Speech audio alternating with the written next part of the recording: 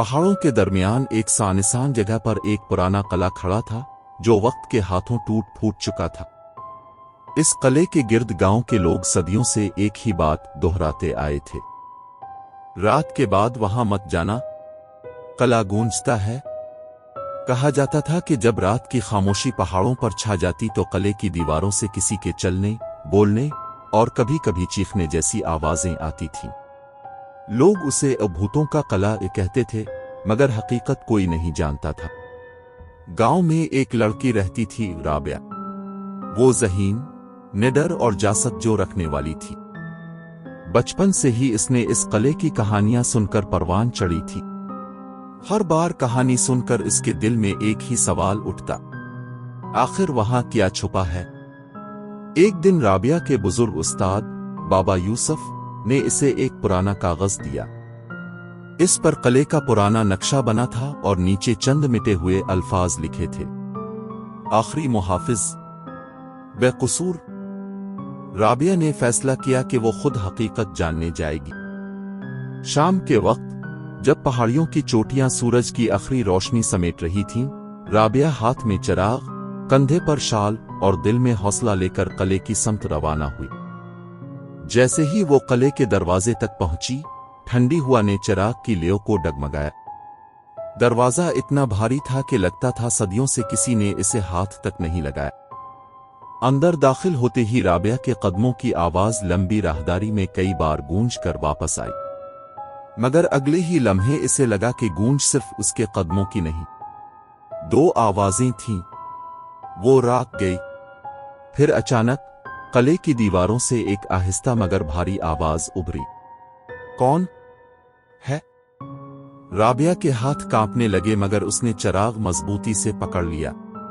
मैं सच जानने आई हूं, उसने बुलंद आवाज में कहा। हवा में एक लहरें सी उठी, फिर जैसे धुआं सा जमा हुआ। आहिस्ता आहिस्ता एक जरा बख्तर पहने सिपाही का धुंधला साया जाहिर हुआ। इसकी आंखों में दर्द था, मगर आवाज में ताकत। मैं इस किले का आखिरी मुहाफिज हूं, नाम अब्बास। राबिया ने थोक निगल कर पूछा, ये आवाजें क्यों आती हैं? सिपाही का चेहरा झक गया। मुझे धोखे से गद्दार कहा गया।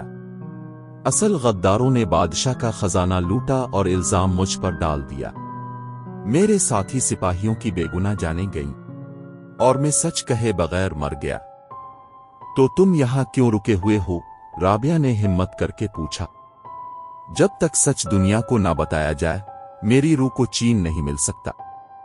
इसीलिए मेरी गूंज दीवारों में कैद है, इसीलिए लोग डरते हैं, मगर मैं कभी किसी को नुकसान नहीं पहुंचाता। राबिया आगे बढ़ी, चिराग सिपाही के करीब किया और आहिस्ता से बोली, मैं तुम्हारा सच सबको बताऊंगी। तुम बेकसूर हो, मैं वादा करती हूं। सिपाही की आंखों में नमी भर आई। उसने राबिया को झक कर सलाम किया।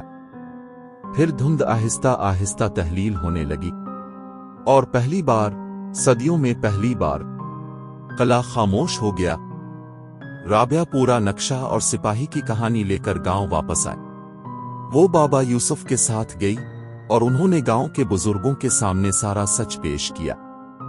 नक्शे में वो छपी सुरंग भी दिखाई गई जिससे चूर खजाना लेकर भागे थे।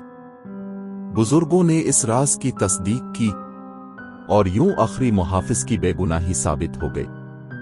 कहते हैं इसी रात किले से कोई गूंज नहीं आई।